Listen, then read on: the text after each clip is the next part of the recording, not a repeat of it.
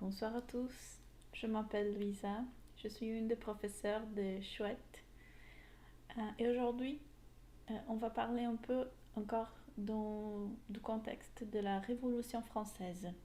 Vous savez bien, nous a parlé l'autre jour qui le 14 juillet, donc c'est la fête nationale, donc on commémore euh, le début de la République, on prend comme un point, marque historique, voilà.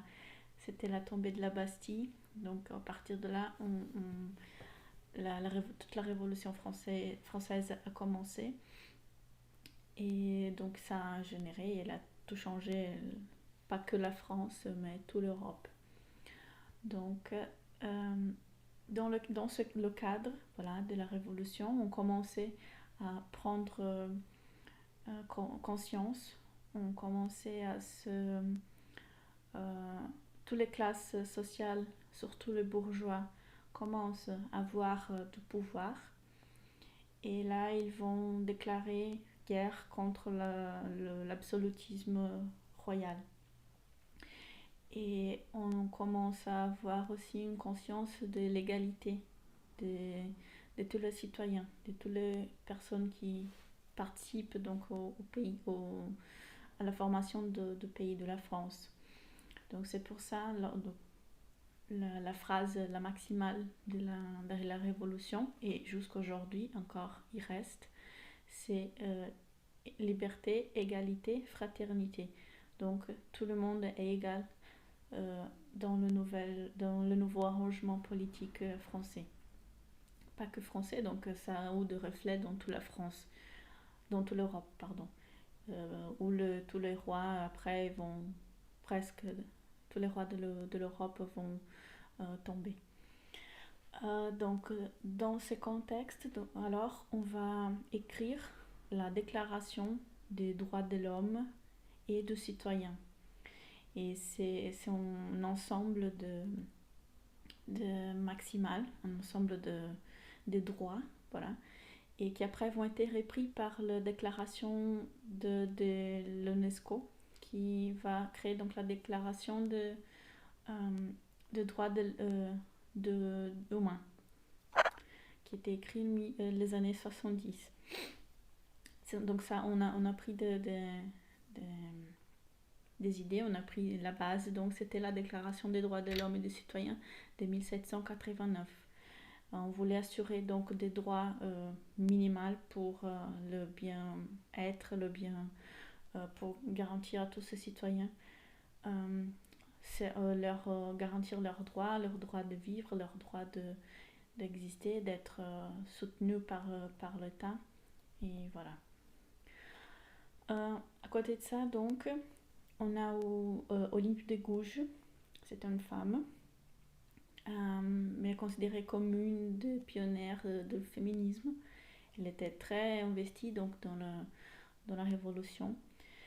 Et en voyant donc le texte de la Déclaration des droits de l'homme et du citoyen, a décidé d'écrire la Déclaration des droits des femmes et de la citoyenne. Pourquoi? Voilà, dans le texte de l'original, le droit de l'homme et du citoyen, on voit encore un peu le reflet de la société de l'époque. Même si c'est le cadre de la révolution, même si on souhaite la égalité de tout le monde, de tous les citoyens, toutes les personnes, on voit encore des égalités entre hommes et femmes dans la société française même. Donc les femmes n'avaient pas le droit de voter, n'avaient pas le droit d'avoir des propriétés, donc elles n'avaient pas le droit à une série de droits, voilà. Elles n'avaient pas accès donc à une série de droits garantis pour l'homme. Donc c'était pas vraiment une égalité en vrai. C'était une égalité entre hommes, pas entre hommes et femmes. Et donc c'est pour ça Olympe de Gouges a décidé d'écrire ce texte. Le texte a été écrit en 1791 et elle va lutter donc pour l'indépendance, l'émancipation de la femme, qui était encore euh, très soumise aux hommes. Voilà. Elle a écrit ça en 1991 et en 1791 et 1793, elle va donc être guillotinée. Elle va être jugée par le tribunal révolutionnaire et va être tuée, guillotinée, tuée par la guillotine. Voilà. Et je voulais vous montrer un petit peu de quoi s'agit le texte et de quoi il parle pour montrer son actualité. Voilà, on a encore toujours cette inégalité entre hommes et femmes. L'égalité des genres, c'est encore un thème assez débattu dans notre société.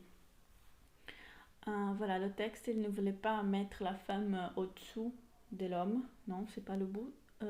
L'intérêt, c'est de montrer que la femme est égale, elle est au même niveau que l'homme. Alors qu'à l'époque, c'était pas encore une idée très populaire. Voilà. Donc je vous avais pris quelques extraits de cette déclaration. Elle fait un préambule, donc elle fait la dédicace donc à la reine Marie-Antoinette, qui après aussi elle va être guillotinée. Donc elle fait un petit préambule pour montrer que les femmes elles veulent en fait être considérées comme les mêmes représentants. Elles veulent être aussi autant représentants de la nation que l'homme, comme on le reconnaissait avant, à l'époque, mais pas les femmes. Et donc elle fait 17 articles, donc ce sont 17 petites phrases, comme ça, pour expliquer et montrer ce qu'elle souhaitait pour les femmes. Voilà. Elle ouvre donc l'article premier, je vais vous lire. La femme naît libre et demeure égale à l'homme en droit. Donc voilà, elle ne souhaite pas que la femme soit considérée mieux, mais égale à l'homme en droit. Et dans ce cadre, c'est seulement donc l'utilité commune, c'est la nation, c'est l'État seulement qui va être le pouvoir de décider va avoir le pouvoir de décider. Parce que donc l'État, ça va être le rassemblement de tous ses membres, compris les femmes. Donc au-dessous de l'homme et femme, elle souhaitait donc l'homme et femme égaux, au même niveau, et donc l'État qui aurait le pouvoir et le pouvoir décisoire. Et c'est avec cette phrase-là donc elle initie, donc elle débute son texte.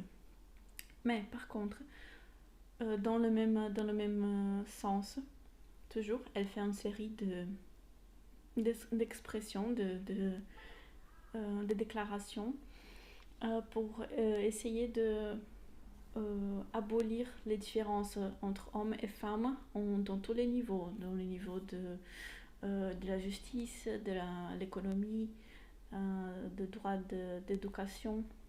Donc elle va faire toutes les 17 articles comprend tous ces côtés de la société où la femme était inclue. Parce qu'elle elle travaillait, elle produisait, elle participait autant que l'homme.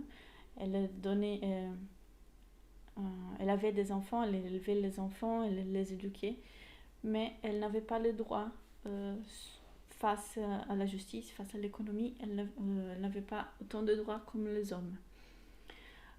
Et la phrase qui l'a rendu plus célèbre, ce texte, sa phrase la plus remarquable, c'est qu'elle dit comme ça.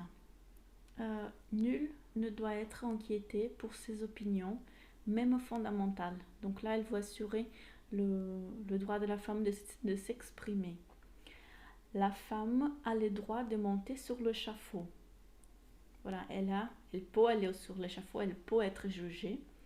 Par contre, si elle a le droit de monter sur l'échafaud, et je le reprends, elle doit avoir également celui de monter à la tribune.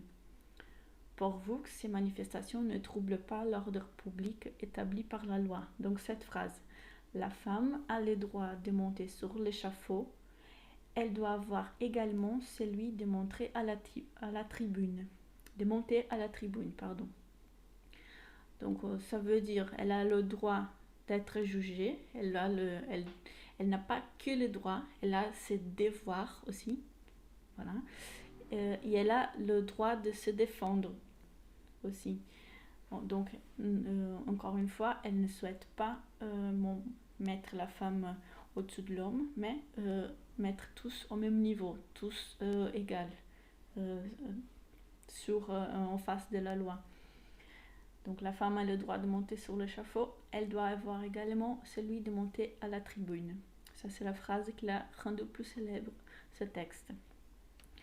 Donc je vous invite, c'est un texte assez facile de lire et c'est facilement trouvable aussi.